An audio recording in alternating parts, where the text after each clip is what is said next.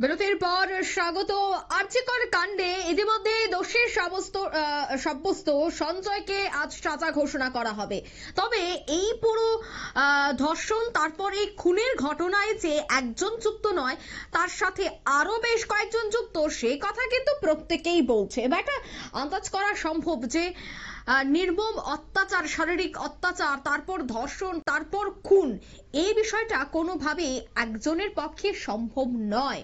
এবং এর সাথে যে আরো বেশ কয়েকজন যুক্ত রয়েছে সে তথ্য কিন্তু বহুবার উঠে এসেছে, যদিও নাম এখনো পর্যন্ত শুধুমাত্র সঞ্জয়ের, এবং তাকে আজ সাজা ঘোষণা করা হচ্ছে। তবে এই সঞ্জয়ের সাথে আরো 50 জন যুক্ত রয়েছে, যে সংখ্যাটা আপনারা শুনছেন, হ্যাঁ ঠিক তাই, 50 জন যুক্ত রয়েছে। সে কথাটাই বললেন এবার অভয়ার মা বাবা।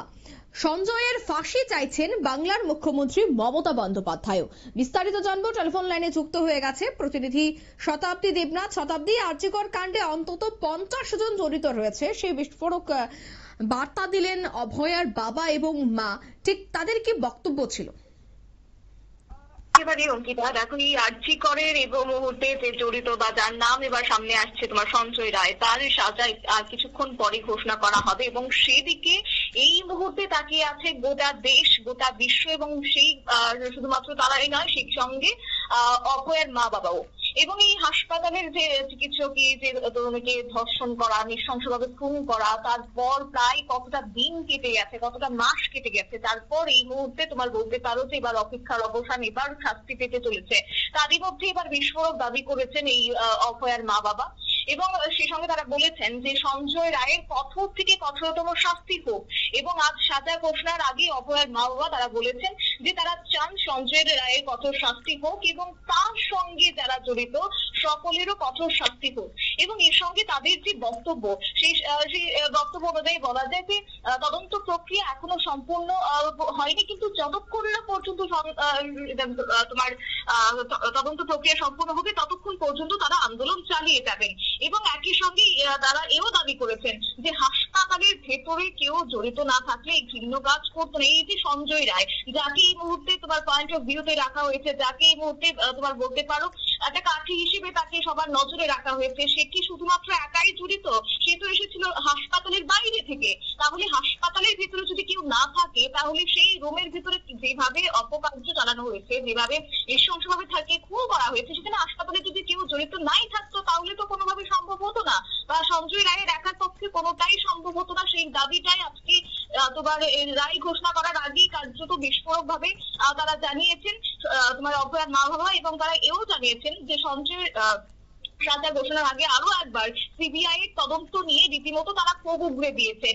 এবং তারা এই দাবি করেছেন যে নির্যাতিতার বাবা তারা যেটা বলেছেন যে সঠিক তদন্ত হলে অন্তত সেখানে হাসপাতালের তোমার 30 থেকে 50 জন জড়িত রয়েছে, এবং সর্বমোট যদি বলতে হয় তাহলে 50 জন এই ঘটনার তদন্তের নেপথ্যে রয়েছে, এবং যারা তাদের মেয়ের সঙ্গে সেই রাতের শেষ পর্যন্ত ছিল তারাও জড়িত থাকতে পারে।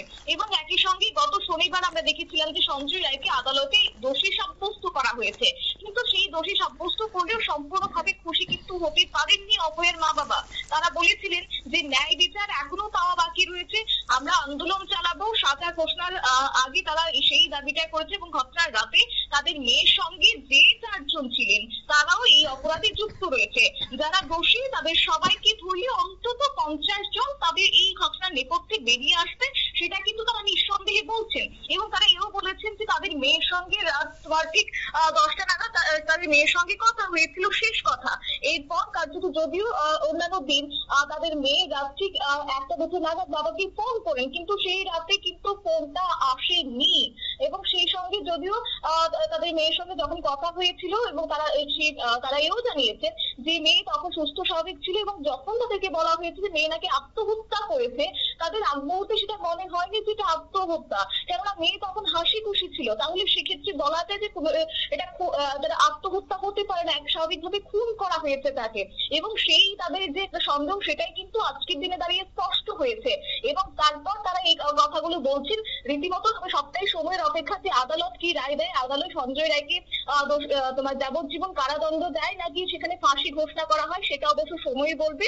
কিন্তু আমরা যেটা খবর পেয়েছি তোমার যেটা জানা গেছে বেলা ঠিক তোমার 12:38 নাগাদ দোষী সঞ্জয় রায়কে আদালতের কক্ষে আনা হয়েছে এবং সেই সঙ্গে এও জানা গেছে যে তোমার যে খবর আমরা পেয়েছি তাতে করে সঞ্জয়কে ইতিমধ্যে আদালতে আনা হয়েছে এবং সেই সঙ্গে তোমার কঠোর নিরাপত্তার মধ্য দিয়ে রয়েছে সে এবং সব ক্ষেত্রে বলা যায় নিরাপত্তার বলের মধ্যে তাকে রাখা হয়েছে যাতে কোনো ধরনের ফাঁকফোকর না থাকে এবং বেলা ঠিক 10:44 নাগাদ শিয়ালদা আদালতে অভয়া মঞ্চের সেই প্রতিবাদে অনুমতি না দিলেও কলকাতার পুলিশ সেই মুহূর্তে তাকে নিরাপত্তার চাদরের মধ্যে রেখেছে এবং সেই সঙ্গে আর মাত্র কিছু ঘন্টার অপেক্ষা, তারপরে হয়তোবা বিচারকরা রায় দেবেন যে তার যাবজ্জীবন কারাদণ্ড হবে, তাকে ফাঁসি হবে এবং সেই দিকে এই মুহূর্তে তাকিয়ে রয়েছে গোটা রাজ্যবাসী, গোটা দেশবাসী, গোটা বিশ্ববাসী এবং তার অভয়ার মা বাবা। অঙ্কিতা, ধন্যবাদ শতাব্দী। অর্থাৎ এই পুরো ঘটনায় 50 জন যুক্ত রয়েছে এবং সঠিক তদন্ত করলে আরো প্রত্যেকের যারা এই ঘটনার সাথে যুক্ত রয়েছে তাদের নাম বেরিয়ে আসবে, সে কথাই কিন্তু বললেন অভয়ার মা বাবা। এবং মুখ্যমন্ত্রীও চাইছেন যে ইতিমধ্যেই যেন ফাঁসির ঘোষণা করা হয় দোষী সাব্যস্ত সঞ্জয়কে। তবে যাই হোক, শুধুমাত্র সঞ্জয়ের পক্ষে এত বড় ঘটনা ঘটানো কোনোভাবেই সম্ভব নয়, তার সাথে আরো বেশ কয়েকজন প্রভাবশালীও যুক্ত রয়েছে। তবে কারা সেই প্রভাবশালী এবং তাদের নাম কি সত্যিই বেরিয়ে আসবে, তদন্ত কতটা দূর রয়েছে, এই বিষয়গুলি কিন্তু এবার বারবার প্রশ্ন তুলছে অভয়ের মা বাবা এবং তার নিকটাত্মীয় প্রত্যেকেই। নিয়ে নিচ্ছে ছোট্ট একটি বিজ্ঞাপন বিরতি, সঙ্গে থাকুন।